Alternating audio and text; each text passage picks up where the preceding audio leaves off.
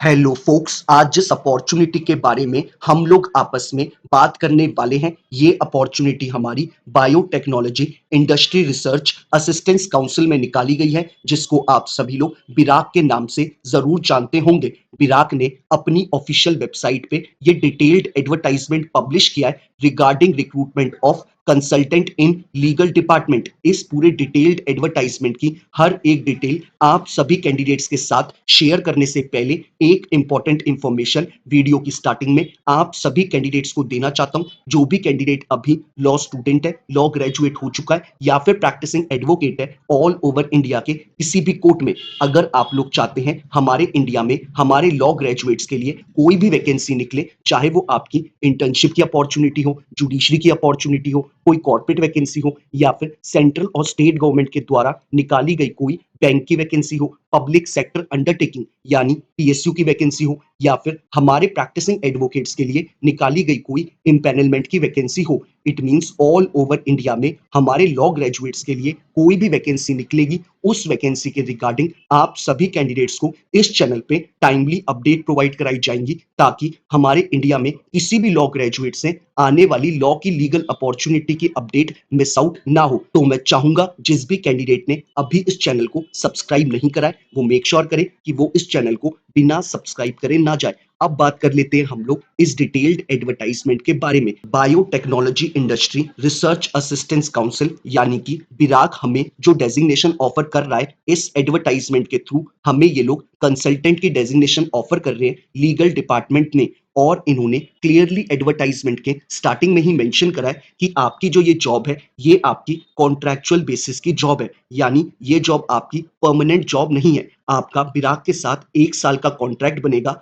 अगर आपके सुपीरियर्स को आपका काम पसंद आएगा तो आपके कॉन्ट्रैक्ट को आगे एक्सटेंड भी किया जा सकता है और उसे टाइमली रिन्यू भी किया जा सकता है। साथ ही साथ इन्होंने एडवर्टाइजमेंट में स्टार्टिंग में ही आपको रेमुनरेशन यानी कि सैलरी के रिगार्डिंग इंफॉर्मेशन प्रोवाइड कराई है। इन्होंने क्लियरली मेंशन करा है कि आपको as a consultant in legal department में आपको जो सैलरी प्रोवाइड कराई जाएगी बिराक के द्वारा, वो आपको 75,000 रुपीज मंथली प्रोवाइड कराए जाएंगे, यानी कि 75,000 रुपए आपको मंथली प्रोवाइड कराएगा बिराक कंसल्टेंट की पोजीशन के लिए। अब बात कर लेते हैं हम लोग एलिजिबिलिटी क्राइटेरिया के रिगार्डिंग। एलिजिबिलिटी क्राइटेरिया में सबसे पहले इन्होंने एजुकेशनल क्वालिफिकेशन में बोला है कि अगर आप एक एलएलबी ग्रेजुएट है from a recognised university, irrespective आपने 3 ईयर का एलएलबी कोर्स करा है या फिर 5 ईयर का बीए एलएलबी का इंटीग्रेटेड कोर्स, अगर आप एक एलएलबी ग्रेजुएट हैं तो आप इनके एजुकेशनल क्वालिफिकेशन के क्राइटेरिया को फुलफिल करते हैं। साथ ही साथ इन्होंने क्लियरली मेंशन करा है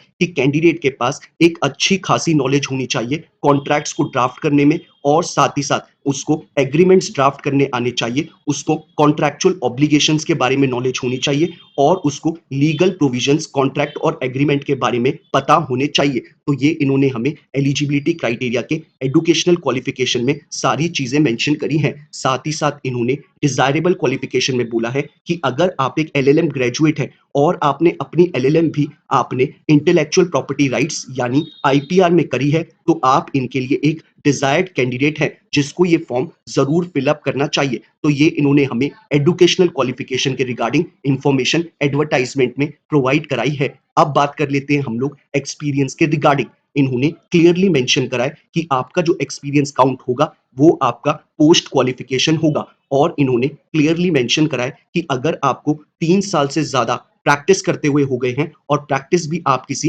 रेप्यूटेटेड ऑर्गेनाइजेशन में कर रहे हैं एज अ लीगल एडवाइजर के तौर पे, और साथ ही साथ इन्होंने बोला है कि अगर आप एक लीगल प्रैक्टिशनर हैं जो कि सेंट्रल और स्टेट गवर्नमेंट या फिर किसी ऑटोनॉमस इंस्टीट्यूशन या फिर किसी पब्लिक सेक्टर अंडरटेकिंग के लिए काम कर रहा है और वो काम करते हुए आपको 3 साल से ज्यादा हो गए हैं, तो आप इस पोजीशन के लिए अप्लाई कर सकते हैं। यानी हमारे जो प्रैक्टिसिंग एडवोकेट है और वो प्रैक्टिसिंग एडवोकेट किसी रेप्यूटेटेड ऑर्गेनाइजेशन में एज अ लीगल एडवाइजर के तौर पे काम कर रहे हैं, तो वो तो इस पोजीशन को जरूर फिलअप करें। और साथ ही साथ वो कैंडिडेट्स भी इस फॉर्म को फिलअप कर सकते हैं जो लीगल प्रैक्टिशनर हैं सेंट्रल और स्टेट गवर्नमेंट के लिए या फिर किसी ऑटोनॉमस इंस्टीट्यूशन के लिए या फिर किसी पीएसयू के लिए, तो वो लोग भी इस पोजीशन के लिए अप्लाई कर सकते हैं। टोटल इन्होंने क्लियरली मेंशन करा है कि आपका एक्सपीरियंस 3 साल से ज्यादा जरूर होना चाहिए, तो ये इन्होंने मिनिमम आपको एक्सपीरियंस में इंफॉर्मेशन प्रोवाइड कराई है। अब बात कर लेते हैं हम लोग इसमें एज क्राइटेरिया के ऊपर इन्होंने एडवर्टाइजमेंट में क्लियरली मेंशन करा है कि अगर आपकी एज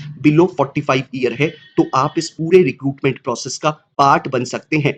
तो ये इन्होंने हमें एलिजिबिलिटी क्राइटेरिया इस एडवर्टाइजमेंट में बताया है। अगर आप इस एलिजिबिलिटी क्राइटेरिया को एज अ कैंडिडेट फुलफिल करते हैं तो आप लोग मेक श्योर करिएगा कि आप इस पोजीशन के लिए जरूर अप्लाई करें। अब बात कर लेते हैं हम लोग सिलेक्शन प्रोसेस के ऊपर। इन्होंने क्लियरली एडवर्टाइजमेंट में मेंशन करा है कि आपको कंसल्टेंट की पोजीशन के लिए कोई भी एग्जाम नहीं देना होगा। डायरेक्टली आपको आपके एप्लीकेशन फॉर्म के बेसिस पे ही शॉर्टलिस्ट किया जाएगा और जिस भी कैंडिडेट को शॉर्टलिस्ट करेगा बिराक उसको ईमेल के द्वारा इंटीमेट किया जाएगा कि आपको कौन से डेट पे, कौन से टाइम पे और कौन से वेन्यू पे पहुंचना है फॉर इंटरव्यू। और जो भी कैंडिडेट इंटरव्यू में अच्छा परफॉर्म करेगा उसका नाम फाइनली बिराक मेरिट लिस्ट में निकालेगा, जो कि ये लोग ऑनलाइन अपनी वेबसाइट पे पब्लिश करेंगे। तो ये इन्होंने हमें सिलेक्शन प्रोसेस के रिगार्डिंग इंफॉर्मेशन प्रोवाइड कराई है। अब बात कर लेते हैं हम लोग कि हमें इस पूरे रिक्रूटमेंट प्रोसेस का कैसे पार्ट बनना है। आप वीडियो के डिस्क्रिप्शन बॉक्स में जाएंगे, आपको जो पहला लिंक अवेलेबल है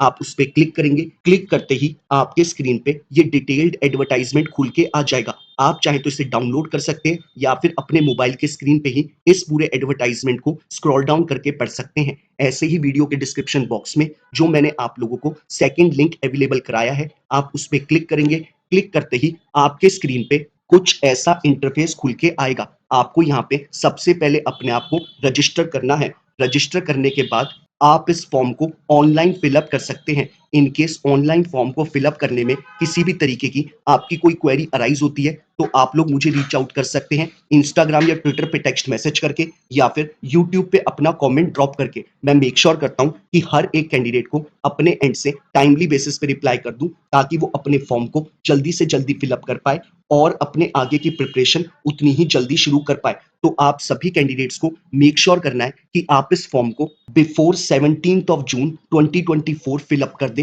तभी आप इस पूरे रिक्रूटमेंट प्रोसेस का पार्ट बन पाएंगे। आपको कहीं भी नहीं जाना है, डायरेक्टली आपको इस फॉर्म को ऑनलाइन फिलअप करना है। और साथ ही साथ इन्होंने एडवर्टाइजमेंट में मेंशन करा है कि आपकी कोई भी एप्लीकेशन फी नहीं है, यानी ये फॉर्म आपका फ्री ऑफ कॉस्ट का फॉर्म है। तो मेक श्योर करिएगा कि आप इस फॉर्म को before 17th of June 2024 fill up कर दें, तभी आप इस पूरे रिक्रूटमेंट प्रोसेस का पार्ट बन पाएंगे। तो इस एडवर्टाइजमेंट की सारी इंपॉर्टेंट इंफॉर्मेशन मैं आप सभी कैंडिडेट्स को बता चुका हूं। बाकी अगर आपकी कोई क्वेरी है तो आप लोग जानते हैं कि मुझे कैसे रीच आउट करना है। बाकी अगर आपको ये वीडियो पसंद आया हो तो लाइक शेयर जरूर करिएगा। और अगर आप लोग चाहते हैं कि ऐसे ही हर एक दिन आपको एक लीगल अपॉर्चुनिटी की अपडेट मिलती रहे तो मेक श्योर करिएगा कि आप इस चैनल को बिना सब्सक्राइब करे ना जाए। Thank you so much.